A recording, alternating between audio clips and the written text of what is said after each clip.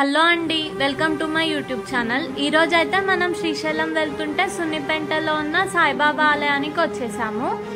ఈ ఆలయాన్ని శ్రీ షిరిడి సాయిబాబా ఆలయం అని కూడా అంటారు. ఈ ఆలయం వచ్చేసి శ్రీశైలం వెళ్తుంటే సున్నిపెంట అనే ఊర్లో ఉంటుంది. శ్రీశైలానికి 10 కిలోమీటర్స్ దూరంలో ఉంటుంది. ఆలయం బయట మనకిలా ధ్యాన ముద్రలో ఉన్న ఆంజనేయ స్వామి వారు దర్శనం ఇస్తారు. అలా ఆలయం లోపలికి వెళ్ళిన తర్వాత లెఫ్ట్ సైడ్ మనకి దుని కనిపిస్తుంది. ఇది కూడా ఒకసారి ఈ దునిని చూసేయండి. ఇక్కడ మనకి షిరిడీలో ఉన్నట్టు ద్వారకామాయి కూడా కనిపిస్తుంది. ఇంతకు ముందు ఓన్లీ 2 ఫోటోలతో ఈ ఆలయం ఉండేదట. 1988లో ఈ ఆలయాన్ని అయితే నిర్మించారు. ఆలయాన్ని ఇంత అద్భుతంగా రూపుదిద్దింది అయితే ప్రముఖ సినీ నిర్మాత అయిన ఎలమంచలి సాయిబాబు గారు. ఎలా అంటే సాయిబాబు గారు శ్రీశైలం వెళ్తుంటే ఈ ఆలయ నిర్మాణం కోసం చందా అడిగారట. అతను కూడా సాయిబాబా భక్తుడే కాబట్టి ఈ ఆలయ పునర్నిర్మాణం కోసం సాయం చేశారట. ఇవే ఇంతకు ముందు ఉన్న బాబావారి ఫోటోలు. ఆ 2 ఫోటోల నుంచి ఇంత పెద్ద ఆలయం అయితే నిర్మించబడింది.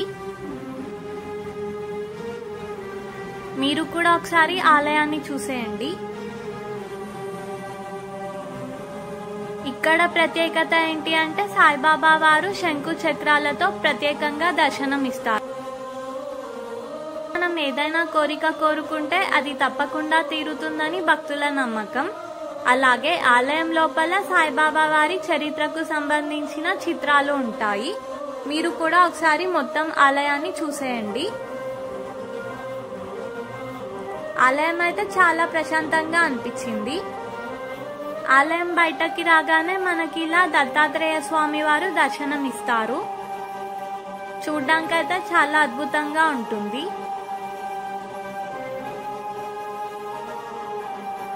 అలాగే ఇక్కడ వినాయకుడు కూడా దర్శనం ఇస్తారు. సాయి గురుస్థాన మందిరం అని కూడా ఉంటుంది. అలాగే ఈ పుట్ట అయితే చాలా ప్రత్యేకం. మనం ఏదైనా కోరిక కోరుకుంటే అది తప్పకుండా తీరుతుందట. అంటే పెళ్లి కాని వారికి పెళ్లి అవుతుందట. అలాగే సంతానం లేని వారికి సంతానం కూడా అవుతుందట. చాలా మంది భక్తులు దీన్ని విశ్వసిస్తున్నారు. ఇదొచ్చేసి సాయిబాబా వారి గుడి గోపురం. మీరు కూడా ఒకసారి చూసేయండి. ఆలయం అయితే చుట్టూ రకరకాల పూల మొక్కలతో రకరకాల చెట్లతో చాలా అద్భుతంగా ఉంటుంది. ఆలయం బయట ఉన్న గార్డెన్ అయితే చాలా బాగుంటుంది. గార్డెన్ లోపల మనకి వివిధ రకాల విగ్రహాలు దర్శనం ఇస్తాయి. ఇలా మనకి విష్ణుదేవుడి విగ్రహం దర్శనం ఇస్తుంది. చూసారా ఎంత అద్భుతంగా ఉందో. అలాగే కృష్ణుడు, వెంకటేశ్వర స్వామి, సీతారాముల విగ్రహాలు కూడా ఉంటాయి. ఇక్కడికి రాగానే మనకి చాలా ప్రశాంతంగా అనిపిస్తుంది. మీరు కూడా ఒకసారి మొత్తం ఆలయాన్ని చూసేయండి.